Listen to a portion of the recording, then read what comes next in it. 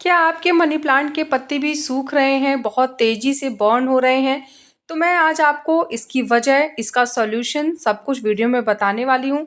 साथ ही साथ ठंडियों में कैसे ये हरा-भरा रहे, इसमें कोई प्रॉब्लम ना आए, उसके बारे में भी सारी डिटेल बताऊँगी। तो चलिए फिर देर ना करते हुए वीडियो को स्टार्ट करते हैं।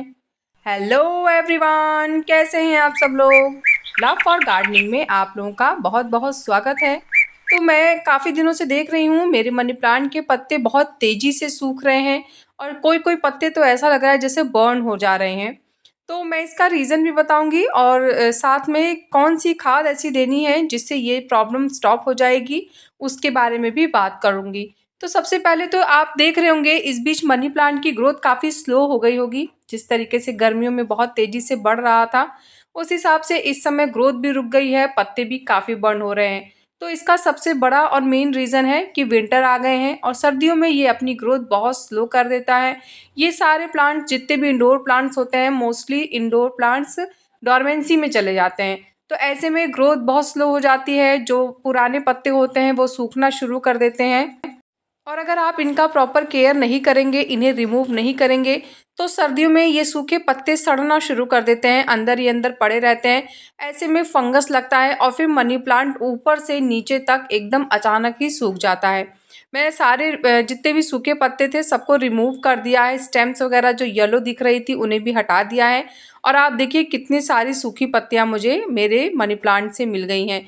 तो इनको हटा लेना है और अगर इसमें कोई फंगस ना हो तो आप ड्राई करके जब किसी भी प्लांट को लगा रहे होते हैं पॉट में, तो पहले नीचे सूखे पत्ते बिछा दें, फिर उसके ऊपर से मिट्टी डाल के आप प्लांट लगाएं। तो जैसे जैसे ये सूखे हुए जो पत्ते होते हैं वो मिट्टी में डिकम्पोज्ड होते हैं, वैसे वैसे ये बहुत ही अच्छा नाइट्रोजन का सोर्स भी बन जाते हैं। प्लांट्स को बहुत ही ऐसी चीज़ें मिल जाती हैं इन पत्तों से जिनसे उनकी ग्रोथ काफ़ी अच्छी होती है। तो मैंने ये सारे इकट्ठे कर लिए हैं और मैं इनको धूप में ही रखूँगी ताकि ये प्रॉपर अच्छे से ड्राई हो जाएँ, इनमें कोई फंगस ना रहे और फिर उसके बाद जब भी मुझे कोई नया प्लांट लगाना होगा तो मैं इन पत्तों को उसमें डाल दूँगी। अब चलिए खाद बना लेते हैं। इस खाद को बना के हम 2 घंटे के लिए भिगाने के लिए छोड़ देंगे और उसके बाद ही इसका इस्तेमाल करेंगे। तो कैसे इसका इस्तेमाल करना है वो आगे बताऊँगी, पहले हम खाद बना लेते हैं। तो मैंने यहाँ पे 1 लीटर नॉर्मल पानी लिया है और उसमें मैंने 1 चम्मच नीम की खली का इस्तेमाल किया है। तो नीम की खली में फंगस से लड़ने की काफ़ी क्षमता होती है, वो प्लांट को प्रोटेक्ट करता है फंगस से।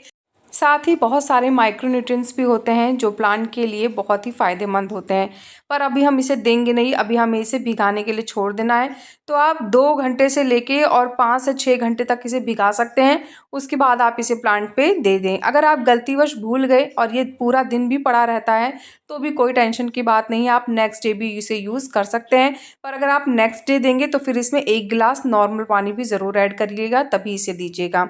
तो अब मैंने क्या किया है कि मैंने उस खाद को बना के रख दिया है। अब वो 2 घंटे भीगेगा, तब तक मेरे प्लांट्स की जो सारी बेल है, जितनी भी ब्रांचेज़ हैं, वो काफ़ी हद तक फैल गई हैं।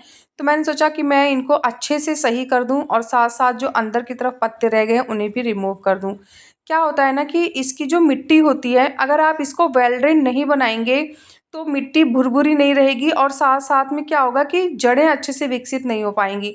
आप देखिए प्लांट की मिट्टी कितनी भुरभुरी है और पानी बहुत हिसाब से देना है, विंटर्स में तो बहुत ही ध्यान रखना है पानी का। अभी तक तो गर्मी थी तो हम थोड़ा बहुत ओवर वाटर भी करते थे तो चल जाता था। तो प्लांट वैसे ही डोरमेंसी में है, अगर उसमें आप इसको बहुत ज़्यादा खाद, बहुत ज़्यादा पानी देंगे तो प्लांट एकदम ही ख़राब हो जाएगा। इसकी स्टेम्स बहुत सॉफ्ट होती हैं, ज़्यादा पानी से गलने लगती हैं। तो इसलिए आपको इसको ओवर वाटर नहीं देना है बिल्कुल भी। जैसे आपको जब लगे कि मिट्टी इस तरीके से जैसे अभी मैंने दिखाई है वैसी ड्राई हो गई है, तो ही आपको प्लांट को पानी देना है।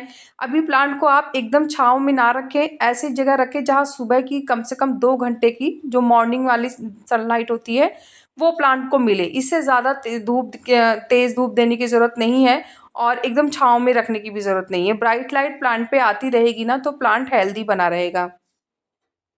खाद के नाम पे अब हमें कोई भी नाइट्रोजन रिच फर्टिलाइज़र प्लांट को नहीं देना है, क्योंकि ये ग्रोथ टाइम नहीं है। हमें सिर्फ प्लांट को हरा-भरा बनाए रखना है ताकि वो 2 महीना अच्छे से रेस्ट करे और उसके बाद जैसे ही डोरमेंसी टाइम ख़त्म होगा, फिर वो अपनी ग्रोथ अच्छे से वापस करना शुरू कर देगा। तो मैंने पत्ते तो रिमूव किए ही हैं, साथ-साथ में इसकी ब्रांचेस काफ़ी फैल गई थी, तो मैंने उनको भी सलीके से लगा दिया है। देखिए प्लांट को लगाना और फिर उसकी केयर करना, ये दोनों बहुत अलग चीज़ें होती हैं। खाली खाद से से भी काम नहीं चलता है, खाली पानी देने से भी काम नहीं चलता है, समय समय पे उसकी केयर भी करनी होती है।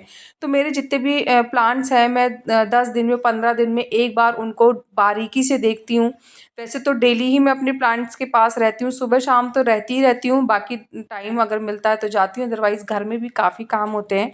लेकिन 10 से 15 दिन में एक बार मैं अपने एक-एक प्लांट के पास नज़दीक से जाती हूँ, उसको देखती हूँ कि उसमें कोई बीमारी नहीं है, उसको क्या चाहिए, क्या नहीं चाहिए। मतलब अगर आप प्लांट्स के साथ ज़्यादा समय बिताएँगे, तो आप खुद देखेंगे कि वो आपसे बोलते हैं कि आपको मतलब उनको इस चीज़ की ज़रूरत है। मैंने तो ये चीज़ महसूस की है, मैं अपने किसी भी प्लांट के पास जाती हूँ, तो वो ऐसा लगता है कि मुझसे कह रहे हैं कि मुझे ये प्रॉब्लम है, मुझे इस तरह का सॉल्यूशन चाहिए। तो मतलब जिस जिस दिन आप इस तरीके से अपने प्लांट से कनेक्ट कर पाएँगे ना, उस दिन प्लांट आपका कभी भी खराब नहीं होगा। तो जितनी भी बिखरी हुई ब्रांचेस थी, मैंने उनको समेटने की कोशिश की है वापस से सबको अच्छे से लगाने के लिए। आप चाहें ना तो यहाँ पे जो जूड़ा पिन होता है उसका भी यूज़ कर सकते हैं। ये जो मॉस स्टिक होती है, इस पे आप एक-एक बेल को रखते जाएँ और उस पे फिर वहाँ पे जूड़ा पिन से उसको टक कर दें। तो इससे क्या होता है कि बेल यहाँ-वहाँ खिसकती नहीं है।